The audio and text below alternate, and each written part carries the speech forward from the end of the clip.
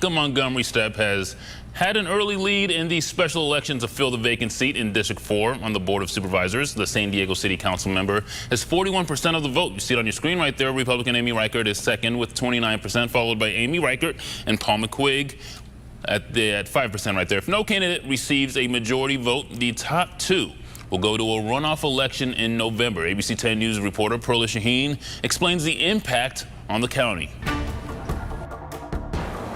There are still 20,000 votes to be counted, but it does seem that this election will go into a runoff. If that's the case, it certainly looks like Monica Montgomery-Steppe will be one of the candidates in the special general election, but it's still uncertain whether she'll be up against Republican Amy Reichert or fellow Democrat Janessa Goldbeck. I sat down with political analyst John Dadian to see what he projects moving forward. There really wasn't any big surprises as far as there's definitely a runoff.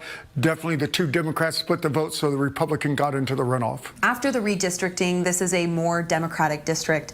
Is it surprising that Reichert won 29% of the vote?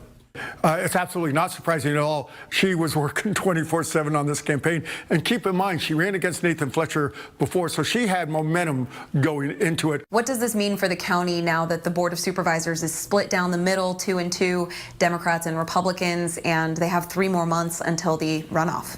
Since Nathan Fletcher's resignation, we haven't seen where it's been a 2-2 split that they couldn't agree on something. So I don't expect to see that in the future. The ROV says 20% of the registered voters in the district participated in the election, a number that doesn't surprise Dadian. If there's a runoff, he's hopeful more voters will come forward in November. The constituency they represent is more than 20 states. They have more power than 20 governors. So we forget how big this is, big-time politics. We think it's local San Diego.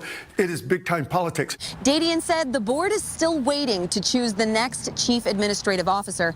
Big decisions like that will come after the 5th board member is elected.